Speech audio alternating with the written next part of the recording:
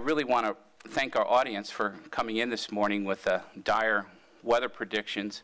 I must confess that we're getting a bit of a complex at the Naval Institute about conferences.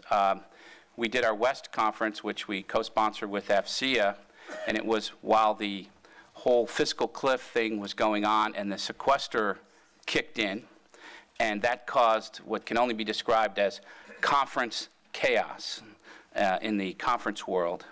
Then October, we had our history conference on the subject of the past, present, and future of human spaceflight over at the Naval Academy, and it was during the government shutdown.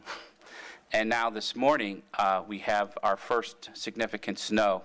So if you want to know when the next event is occurring, West is in February, mid-February. So just put that on your calendars. Maybe you have some stock options or other, things you want to tend to. But again, I wish to acknowledge our distinguished visitors here today. I won't go through the whole list, but it's a significant number of senior industry, military, both retired and active duty. And it's also just great to see so many uniforms here today. It's wonderful. We can't have a conference like this without sponsorship.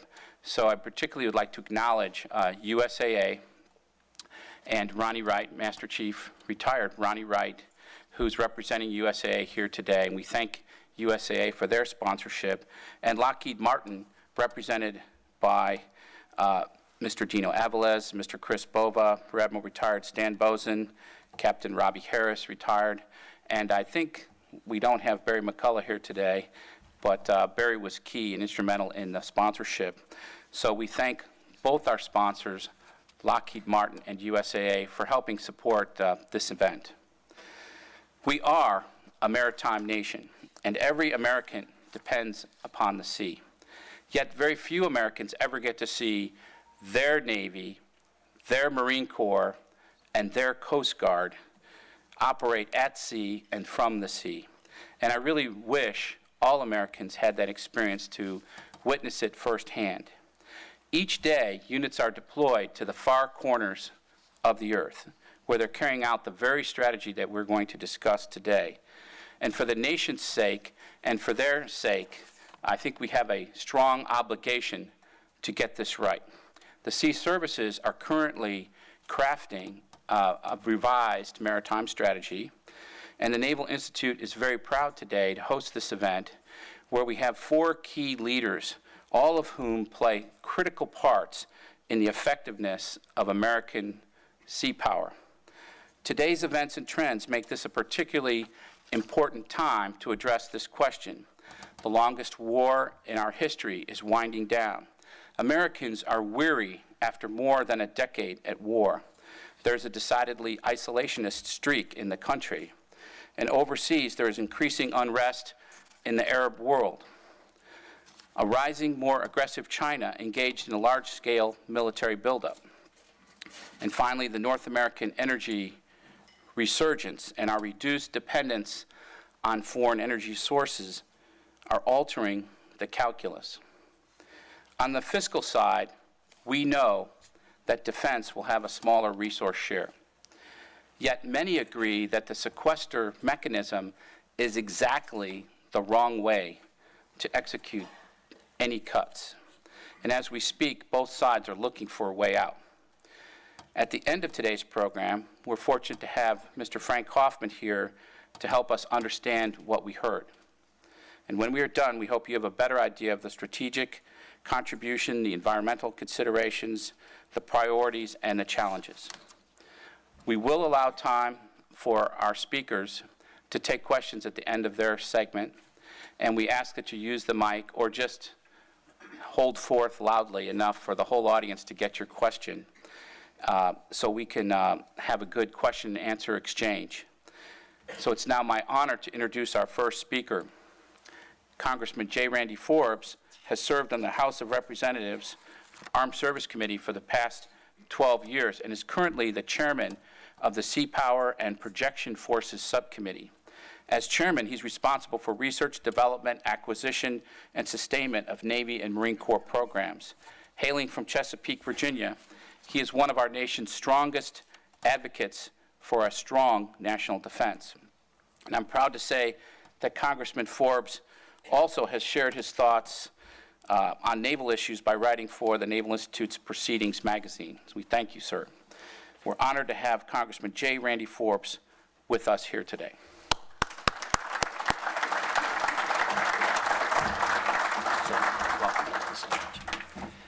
Thank you, Admiral, and this is one of those days that I truly could say I would love to sit down and have any one of you in this room come up here and take my place and listen to you, because it's an incredible room in terms of the people that are here and the knowledge that they have. I have several people here that either have worked with our office as fellows or currently working with us. I appreciate their service to our country and what they do. The only issue I would take with the Admiral is this: you should never apologize for this weather. This is the kind of weather that, you know, the Navy would love to come out and say, this is the kind of Navy weather that we love. And I remember a story that George Allen had years ago when he was coaching the Washington Redskins, and they had worked and had an offense that was designed to not have cold weather, and they had to go play the Chicago Bears. And it was absolutely the coldest day that they had ever seen. It was just terrible conditions out there, and his players are all sitting back. And, you know, in a typical coach, he comes out, and it's not always honest with his players, but he came out and he said, I haven't told you this all season. He said, but every strategy we have, everything we have worked for is for this kind of weather and this kind of day. We have them right where we want them. Now you can go out there and beat the Chicago Bears, and they actually went out there and beat the Chicago Bears. And so this is the kind of weather we love to have in Washington. It's a challenge, but that's what we're facing today, and I appreciate all of you weathering it and being out here today. The thing I would like to do is throw just a couple of observations out for you, and then randomly put some thoughts out, and then listen to your questions and your comments. But I want to start with a rather simplistic analogy, because I think sometimes as we look at members of Congress, what we look at them for is to try to look through their eyes at what they see, because it's hard to go from a room full of ration and reason and those kind of things and transition somehow between here and the building that I work in, and you realize that you have lost it all along the way. And so part of what you do is try to dissect this creature that you put up and say, what makes them tick and what's going on down the road. And I think one of the things that we can see that's probably going to happen with these budgets is that I do believe we will have a defense authorization bill out this week. I think it's going to be the ping pong strategy, because as all of you know, we don't have time for the Senate who works in such an efficient and expeditious manner to get their bills out, because we only got them the bill in June. And so but I do think this, we have worked very, very carefully with staffing on a good level with Senate and the House. And I really think we will see a bill that comes out, goes over to the Senate, and ultimately gets passed, despite all the bumps in the road we have over the next several days. I will suggest this to you, though. I don't think we will be delayed past Friday. I think the House leaves Friday, come hell or high water, and the reason for that is a very easy one. They won't tell you this, but I have had individuals in leadership who recognize the Republican generic ballot was down 8 points, and all of a sudden now it's up 5 points. It's a 13-point spread, and they did absolutely nothing. And they realized that one of the best things they can do is just get out of town, you know, and the poll numbers will go up. So I think Friday you see them leaving, you know, no matter what happens. But I'm optimistic we'll get a defense authorization bill that's probably passed out of there. But let me tell you another little observation that I would offer you. I have a son that I have 4 children. One of them is a musician. Musicians have wonderful things they do. They hear sounds that we can't hear. They make music that we can't make. But they're not always the most disciplined individuals in the world. And my son came home one day, and he had had performances he'd had that day and things he had done at different places. And his most treasured possession was a keyboard that he has. That, you know, that's what makes their music, and that's what does all these wonderful things.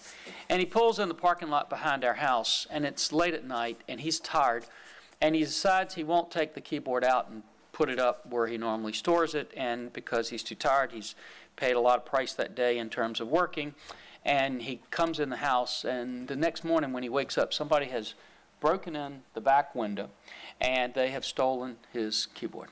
And I was talking to my mother later that day, and she said, "Oh, how horrible it is that these mean people would come steal his keyboard." And I said, "No," I said, "they're thieves. That's what they do." I said, "This was his fault because he had something that was a treasured possession, and he didn't defend it, and he didn't protect it." And when I look at what we're doing to national defense today, I can't help but go back to Thomas Jefferson and his thought that this country that you and I live in, with all of its warts, all of its blemishes, is still the best hope for the world. It is a treasure beyond comparison for the world. And I wonder if we're doing everything we need today to defend and protect it. I don't have to tell you the numbers, but as you go back and look, we've heard over and over again that we cut $587 billion out of national defense. That's what you hear. Our staff would tell you the real figure was $778 billion that was cut out before we ever got to sequestration. Then you have sequestration, and then you have, in this last budget deal, everybody was so interested, just get the government reopened, just get the government reopened at any price, whatever it was, that almost nobody, I guarantee you could put a gun to their head, 90% of the members of Congress didn't realize that when they signed the agreement to come out of the shutdown, they cut another $55 billion out of national defense in doing that. And all of a sudden, we step back and we look at these cuts and the trajectory that they're going. And here's my biggest fear. My biggest fear is not just where the cuts are going to take us. My biggest fear is what I hear and see in people's eyes, even people in this room, is that they're starting to accept that and starting to settle for that and starting to say, that's the new norm and that's where we are going to be. And I want to tell you, it is a dangerous, dangerous proposition for us to have. Because I realize the cuts we need to make to the Pentagon. I know the things that, the waste that we have. I understand all that. But let me just tell you, these numbers can't get us to the place where we need to be to defend and protect that great treasure that we have as the world's best hope. And I had one of the individuals who's in charge of writing the budget, who's a very powerful individual in the House, and he came to me at one of the last budgets that I couldn't support just because of what they were doing to defense. And he said, "We really need your support on this. You've got to vote for this because people are going to be looking for you, what you do for defense." And I asked him this question. I said, or told him this. I said, "If you will bring me the analysis that you did to show me the strategic plan that you looked at and how your numbers get us to be able to defend the country, I'll support it even if I disagree with your analysis." And he looked at me and he said, "You know we didn't do any analysis." And I said, "That's just my point." And so the first thing that I would plea today for all of us who look at defense issues, do not settle for these numbers unless we've at least asked ourselves not what we want to spend, but what's the risk to the United States of America if we don't spend the resources necessary to protect that treasure. The second observation I would have, for those of you who work with strategy, God bless you for doing that. And when I first came to Washington, I was so concerned because it seemed like all we did was 6-month planning. Today, I am excited if I see anybody doing 6-month planning because we have gotten away from the concept of needing to do in-depth strategies. And the important thing for us to do with strategic thinking anymore is to not only develop the strategies, but I will suggest this to you, in the world that we're looking at, with a powerful China coming up, with what Russia's doing, what we see with Iran, the importance of our strategies is to make every dollar count, but there's another important thing. I don't think we'll ever have a day when we can go it alone. I think it's going to be so vitally important for us to have our allies be a part of anything we do. And so the importance for us, for our strategies, is not just for us to have the strategies, for us to very clearly be able to delineate those strategies to our allies because they desperately want to come alongside of us in terms of what they do in resourcing.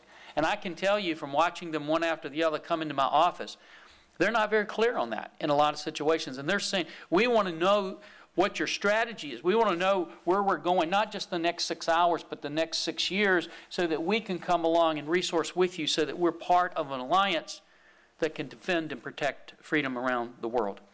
The other observation I would offer to you is when we look at the Navy alone and we just hone in on the Navy, and then we kind of pull back out to our other services, we haven't done a very good job in messaging to the American public as to what this is all about.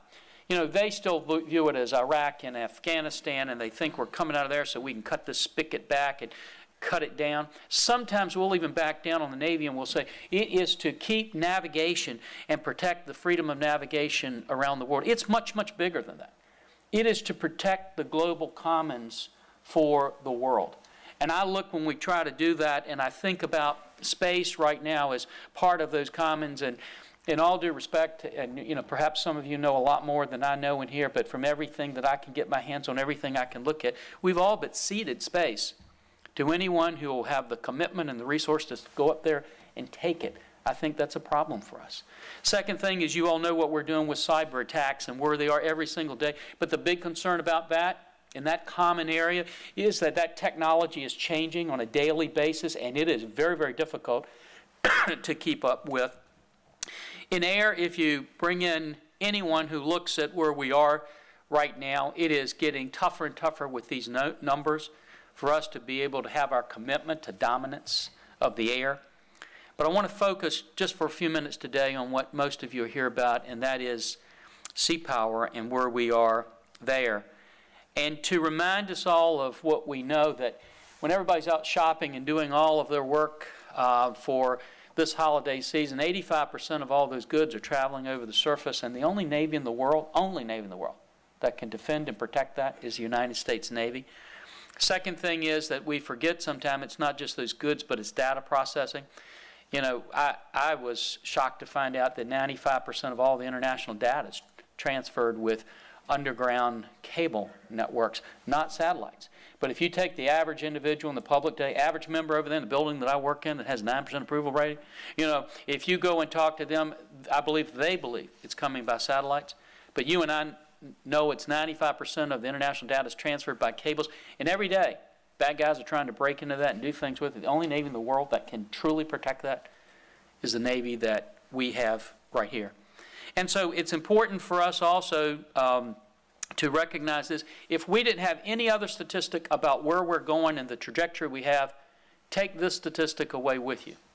In 2007, the Navy was able to meet 90% of our combatant commanders' validated requirements. This year, we will meet 42% of them. That ought to give us all pause, regardless of what we're arguing, to be able to say these curves are headed in a dangerous direction and we need to change them. Now, we also look at not just what happens if those lanes are cut off. If they're just delayed or stopped, we had a shutdown in the California area that some of you remember with the LA and Long Beach union strike. That strike was 8 days long, and it cost us $8 billion in the economy. It's important that we not have that. Now, let me just hit a couple of areas that we're focusing on. First thing that I'm concerned about is our undersea warfare. We have a competitive advantage there that is like none other that we have. We have to make a commitment. We have to maintain it. But wherever we are, and you can argue about capabilities, but sometimes quantity starts turning into capability. I'm very concerned that as we just look out in the future, just 8 years down the road, just in sheer numbers, we'll have about 32 subs in the Pacific area, and the Chinese, if they continue online, and they normally deliver when they say they're going to deliver, they'll have as many as 80. I don't like those odds. I don't like 80 to 32, even with our capabilities. If I look at what our combatant commanders are asking for in SSNs right now, they need roughly 16 or 18 at any one time, and we all know that based on the numbers we've given them, the Navy can only deliver about 10. It is going to be vitally important that we maintain our funding for the Virginia-class submarine. It's going to be so important to us. But let me tell you the other thing that's going to be important. We've got to stop this faucet on, faucet off approach, because for us to be able to do what we need to do to maintain the competitiveness we have in the underwater domain, it's going to require a sustained predictable funding stream and patience to make sure we stay there and we get there. Second thing I want to just throw out to you today is our carrier air wing. We're seeing more and more countries that are developing precision strike regimes. And we're going to have to make sure that we have the capability to have extended range, persistence, stealth, payload, and also that can deal with electronic warfare. I am very concerned. I was concerned when we took the F-22 production lines off, because at least from what we were looking at, we had 31, 32 studies that said we needed at least 250 to 380 F-22s without a single study. And to my knowledge, we haven't had one given to us or presented to us yet. Not one study. We dropped the number back to 187 and then pulled up the production lines. I'm very concerned if we look at the President's budget for 2014, when we talk about doing away with the F-18, the Hornet production line. I think that's an incredibly risky thing for us to do, and to be limited to one production line for the F-35, because it's not going to be where we need it to be until 2019. I think that's too far of a gap, and we're looking at how we can make sure that doesn't happen. Other thing that bothers us, if you look at where the Chinese are now, and look, I don't want to tell you the Chinese are 10 foot tall. They're not 10 foot tall. But wherever they are, whether they're 5 foot, 6 foot, or 7 foot, they are growing. And they're spending resources, and they're spending money, and they're developing it. And when I look at our anti-surface weapons, and I realize that, you know, in an unclassified version, they can hit us at about 114 miles, and we can only hit them at 77 miles, that concerns me. When I look at the fact that even if we look at some of the new abilities that they have to outstick us, and then we look at the Harpoon. Well, the Harpoon's a great weapon, but it's a 70s weapon, and we simply are concerned that it doesn't have the range or survivability to operate against the most sophisticated anti-surface warfare options that we're going to see developed in the near future. And so my subcommittee is going to look very hard in reviewing the range of options for a new offensive anti-surface weapon. And then the final thing is this, just a couple points to leave you with. I look at the number of ships that we're going. The number of ships aren't in and of itself the conclusive thing of the strength of our Navy. But in almost any look that we have, I think the minimal analysis that someone would have of the number of ships we have is we need at least 306. That would be what the Navy would say. Most people, and I concur with this, think we need 346, 348. But however we look, if we continue on the curve lines where we are, according to all the testimony we've given by the best analysts we have in Congress, we're heading to 240, maybe even 230, and that range should just not be acceptable to us. It is incredibly difficult to defend these global commons when you only have 230 or 240. I had a good friend of mine, very powerful member of the Armed Services Committee. He looked at Admiral Locklear when he was before our committee. He asked him a good question.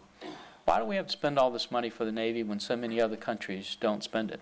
Admiral Locklear had a wonderful response. It was so quick, so good, so clear that I'd just copy it. And he said this: if you only want me to defend Norfolk and San Diego, I'm good to go. But if you want me to defend all the oceans in the world, I've got to get these numbers up, and we've got to change where we are. And I believe that's where we are today. A couple of observations to wrap up with this.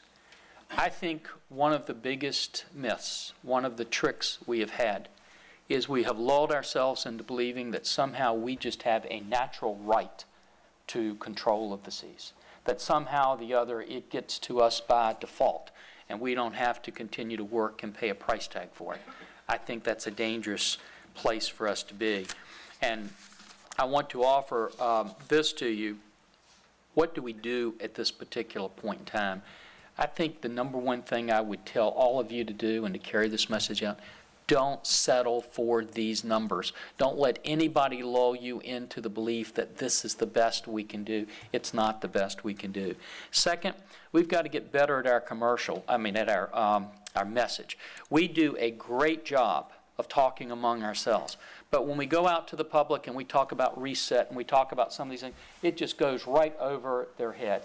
And we've got to paint pictures for them so that they understand what we're doing to the military. Let me give you one. One of the things that I tell in every audience I walk into today is, if you had your son or daughter and you were putting them on a plane today, and as they were going up the steps, you noticed that there was a disclaimer on the plane and it said this: warning, This plane's only had 70% of the maintenance done to it that needs to be done, and the pilots have only had 70% of the training that they need. Would you let your son or daughter continue up those steps, and you wouldn't? Do we really want to be at that point with our military in terms of the dollars we can put for training and the things that we can do for our maintenance? Third thing that I think we need to do is we need to establish a larger grassroots network, and I'll just share this with you because some of you can help doing that. Right now, if somebody votes to cut the military, it's crickets. If they don't vote to cut the military, they'll have 50 or 60 phone calls from some group somewhere. Why aren't you cutting this? Why aren't you putting it somewhere else? We've got to ratchet that up and change that. So they're at least hearing from people saying, wait a minute, there's another sheriff in town. We don't want all these cuts.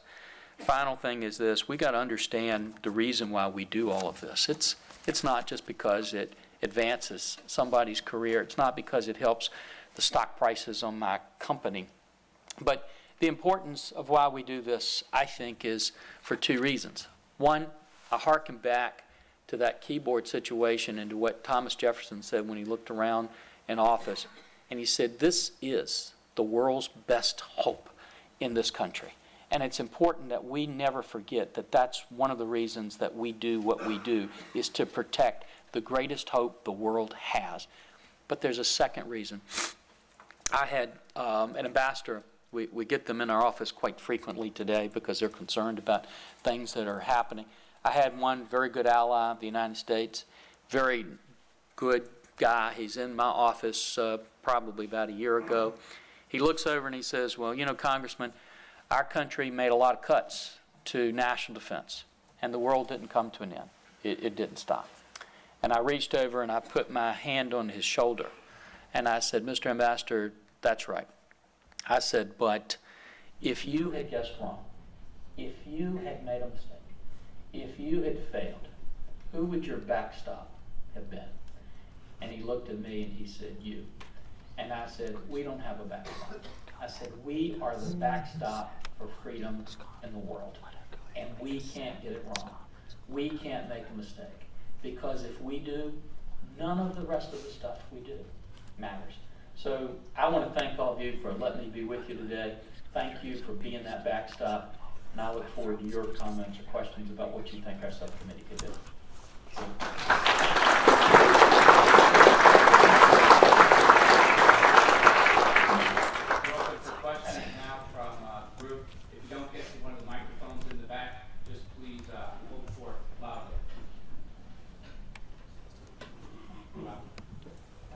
Congressman, I'm Ronnie Harris, a former Naval person. Thank you for being here today, and thank you for your service. I truly mean that.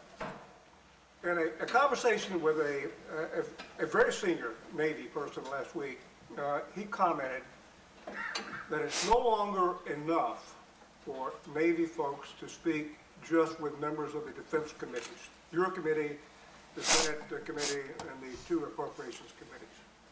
But rather, Navy needs to reach out beyond the defense committees, because your colleagues outside the defense committees no longer get it. They don't have the same concerns you do, and it's now difficult to bring them aboard. The Budget Control Act of 2011 gives them an automatic default position, easily not to vote for more defense. So I guess I have two questions for you. Number one, do you share that opinion? Do we need more outreach to the non-defense committees? And has the Budget Control Act given the other members an easy excuse not to fund the military better?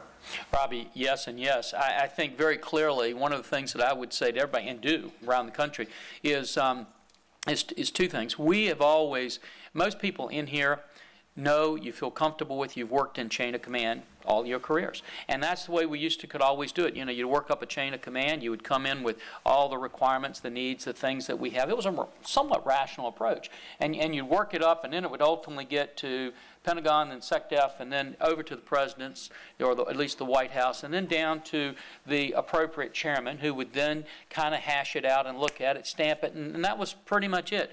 Those days are completely gone today. I mean, they're gone. And so today it is important that you not just look at chairmen of committees, that you not just look at the Armed Services Committee, for example, but that we reach out to policymakers across the spectrum to do two things. One that is to educate them on what's going on. It is amazing how many of them in leadership believe that this is like a faucet. You turn it on and you turn it off. Just that simple concept is hard for them to get. Second thing is this. We have pleaded, Robbie, literally pleaded to get the leadership on both sides of the aisle, Republican and Democrat. Just get the classified briefing on what's happening to the military now because of sequestration and the cuts. We can't even accomplish that. So it's not just the members, it's the leadership that needs to understand this. But the final thing that I would tell you is, while we have to disperse it out, members of Congress are busy. They live in 15-minute increments. It's why I come back to that grassroots network. Here's what happens. If an average member of Congress, even if you can get to them, and then when you get these things on the floor and amendments fly all over the place, there's only 10 minutes that they have for these amendments. That's not very long to be able to explain to anybody on the floor. So you've had to have gotten to them before. But the other thing they realize is this: if I don't vote to cut this, on both sides of the spectrum, you have some people on the far right who, if I vote to cut $15 billion, there's going to be people calling and screaming at them because they didn't cut $20 billion. If they cut $20 billion, other people calling because they didn't cut $25 billion. But then there's people over here on the left that are going to be screaming and saying, why in the world didn't you cut defense so you could put it on my programs? And the problem is this: if they vote to cut defense, like I said before, it is crickets. They don't get a single call from anybody unless they're in an area that's a major area for defense. But if they vote to support defense, they'll have both these groups calling. Now, there may only be 50 calls, but 50 calls will put some members of Congress nervous. So here's what they do. They just decide it's easier for me to vote for the cuts. And I think what we've suggested industry do is to do an overlay. It's no longer good to just have the guys that build the carriers talk to the people in their area, or the guys that build, planes talk to people in their areas. You got to overlay all of these vendor bases across the country, which touch almost every congressional district. And you've got to at least inform the employees of those vendor bases. They need to be picking up the phone and calling on some of these votes so that at least these members of Congress, one, get informed, like you said, important to do, but secondly, understand that there's more at stake than just trying to appease the two voices on either side of the spectrum. If we don't do that, Robbie, I think this continues to go, because I will tell you my honest assessment, I don't see the urgency right now on either political party to try to fix these numbers. And the most frightening thing for me is to look in people's eyes and say, we are settling for this, because settling is not good enough on these numbers.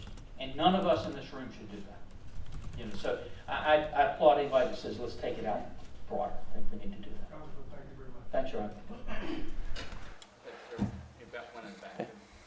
Yes, Congressman. I have a question about our relationship with the Russian Federation. We have certain collaborative relationships like Pacific Eagle, joint exercise in the Pacific, for example.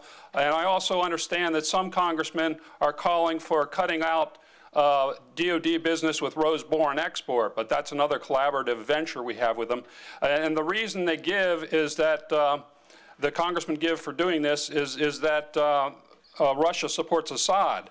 And of course, Assad is in the Mediterranean. If you look at this latest proceeding, it says Russia eyes the Med. So it's not just a bilateral thing. The Russians have a Mediterranean strategy. As we rebalance to the Pacific, they come down into the Med. But I'm wondering, should our relationship with Russia, would you make it more competitive or collaborative? And how would you deal with these regional imbalances? Great question.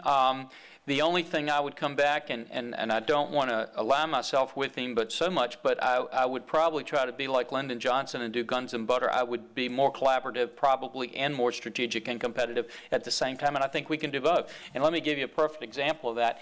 I think there's nothing wrong with us, and I think we should continue to have contacts with and engagement with both Chinese, the Russians. We could continue to do that. There are some exchanges and some things that could benefit us in a very, very complex world. But one of the difficulties we've developed now is we feel like if I just don't say something, it's not going to happen. So, for example, I have this nomenclature that I couldn't talk about terrorism. And if I didn't talk about terrorism, it wasn't going to be out there and it wasn't going to happen. Well, when I look at whether it's the Russians or the Chinese or whoever it is, I think we need to say that we need to be in a competitive situation with them. Doesn't necessarily have to mean an adversarial or an enemy situation with them, but you have to be in a competitive situation with them. And I think one of the things we've gotten away from is our competitive strategies, our cost imposition strategies. I think we need to get back to doing more of that, thinking more of that. But I think also we need to look very carefully at a very complex world, at how we interact, whether it's Russians, Chinese, or our allies. For example, I think we can do more even with some of our weapon systems that we can sell to some of our allies. Keeps our costs down. It helps us do more here. But I think we need to put all that on the table for discussion, but not necessarily look at them as mutually exclusive. That's what my thought would be. Congressman Mike Brogan, retired Marine. Certainly appreciate your outlook on a National Defense Authorization Act. What's the prospect for an Appropriations Act to provide that predictable, sustained funding you mentioned? Yeah, Mike, that's a great question. I didn't think Marines ever were retired. I thought you always stayed Marine. But I think that you ask a very good question. We are continuing to push on the budget situation right now to move those numbers up. I think we're going to have to do this thing incrementally. I think there's a here's the approach that I personally take it. One, stop the hemorrhaging. And part of doing that is by getting people to realize we're not going to accept these numbers. We're not going to say we're just going to settle for these. And if we can at least stop that from taking place, then the next step is to try to bump these numbers up. And I think there's a realistic chance for us to bump these numbers up in the appropriations bills and in the budget deal. And I think that's important. I'm not so optimistic that I'll say we'll get them up to where I think they should be, but I think we can make a step towards getting the numbers up. But then the third goal is what we all should have, and we shouldn't settle for anything less than this, is to get that predictability on a long-term basis that we need. It is incredibly difficult for anybody doing strategic thinking and planning now at the Pentagon to know how to do that when they don't know what they're going to have tomorrow or 3 years from now. And as you know, that budget process is a pretty well-oiled machine, and it's not just changing the numbers, but changing the timing on it that is incredibly detrimental. So that would be kind of the order that I think we need to do. I think we need to stop the fall and this concept of, okay, we're going to settle, and this is just where we're going to be. If you think that's the right thing to do, go along with it. But I don't really think anybody strategically looking at this thinks that's the right thing to do. Second thing is try to get a small incremental increase right away. But then the third thing is to get that stable funding. But I'm not going to tell you, Mike, it's going to be an easy lift. It's a very, very tough thing for us to do, but it's, I think, the right thing for us to try to move forward and get accomplished. Pete? Sir, you gave a couple great examples on the Navy side of things to watch and things we can't let go of. Could you talk a little bit maybe about the importance of the Marines, the Fleet Marine Force from the sea, and what the Coast Guard is providing in an era where economic zones and economic activity is increasingly important? I think, first of all, we all know the incredible role that the Marine Corps plays. I think the first and most important thing that we have to do is two major things that I think we need to look at with the Marine Corps. One is just force structure and size. I mean, if you force the Marine Corps down to a force structure size where they can't do what they need to do, and that's where we are now. I mean, that's not me. You can ask the Commandant. You know, he would say the exact same thing. Then none of the rest of we're going to be able to accomplish. So I think the first thing that I would be concerned with is where we hold that force structure and how we get them where they need to be. Second thing is to make sure, I think they get back to what the Marine Corps does on an amphibious basis and how they do that and make sure they have the resources necessary to do that. And I think both of those are going to be vitally important for us to develop, and I think that's what the Marine Corps would tell us that they need desperately to do the mission that they need. And anywhere we have in the world, we're going to have the Marine Corps going in there and doing that. So it's important for both of those two. With the Coast Guard is really, I think they're incredible heroes of where we need to be over the last 20 years because routinely we have cut their budgets and cut their budgets and cut their budget, and at the same time expanded what we're asking them to do in a phenomenal basis. And they've stepped up to the plate and done it. And, you know, we are no longer in a situation where we're going to be able to be segmented in our services. Everything we do is going to be so integrated and so important that we do that it's going to require a strong Coast Guard and strong Coast Guard operation. And one of them, I guess if I had anything that worries me about the Coast Guard, is their reluctance to come in and say, we need this to be able to do what we need to do, because they're so good. This is a tribute of theirs, in coming in and saying, yeah, we'll take that mission and we'll do it. But I think it's vitally important that we give them the resources necessary to do the missions we're asking them to do. And I'm very, very concerned that we're going to see this movement next year to start saying, whether it's the Coast Guard or the rest of the military, no, we just have to restrict what you can do, because every one of them, Coast Guard, Marine Corps, especially Marine Corps, will tell you same thing, but all of our service, Navy, Air Force, Army, all say, the President of the United States, whoever the President of the United States is not going to ask them to do less. When these crises come, the President of the United States is going to look to the Marine Corps and say, go. He's going to look to the Coast Guard and say, go. And they are not going to say, no, we can't. And so it all comes down to the risk that we have. And one of the things that bothers me is our definition of risk in this town, acceptable risk.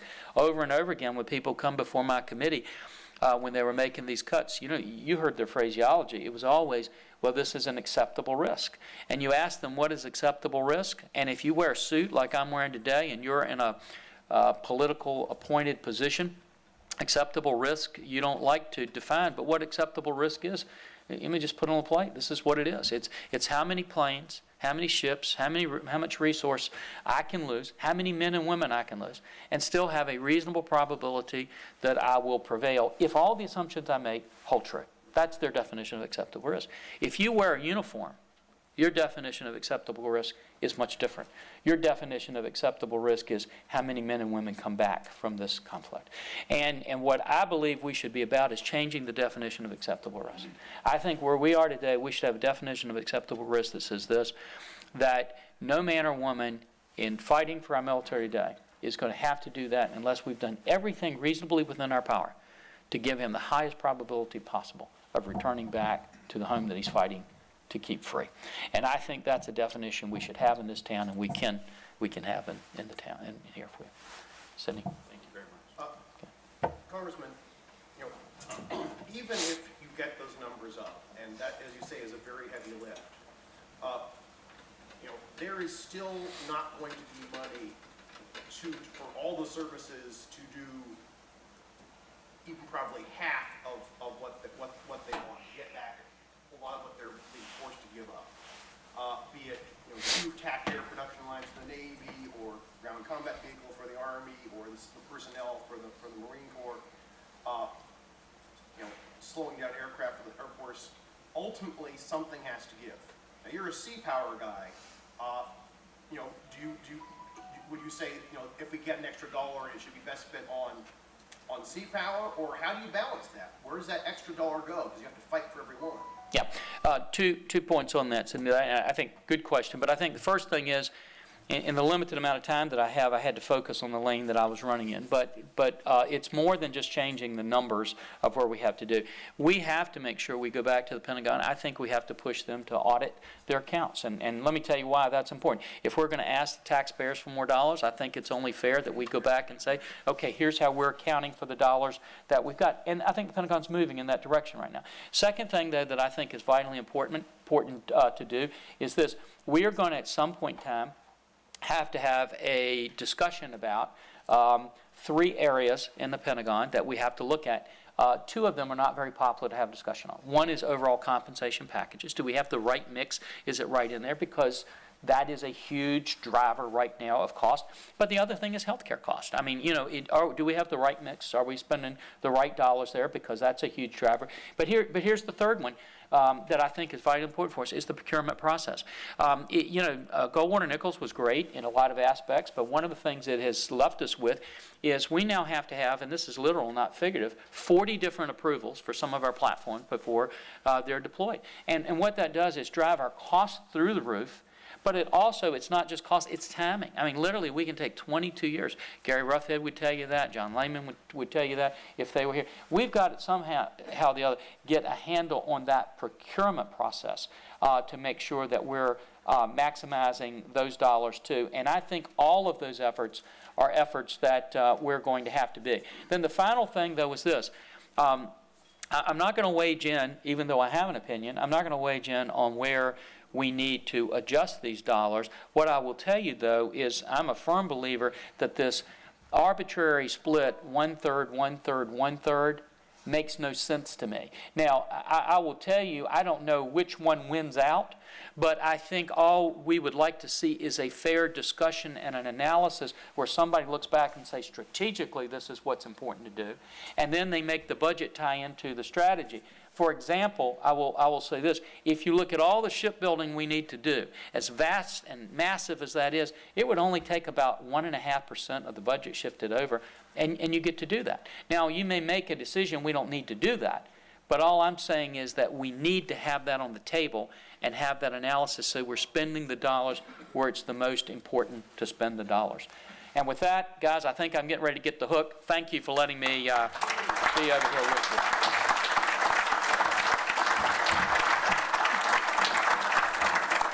Congressman, thank you for your time. Thank you for your work for us every day and these important topics. And today, a small token of our appreciation is a U.S. Naval Institute Guide to Ships and Aircraft of the U.S. Fleet. Thank you very much. Thank you so much, Admiral. Thank you all very much.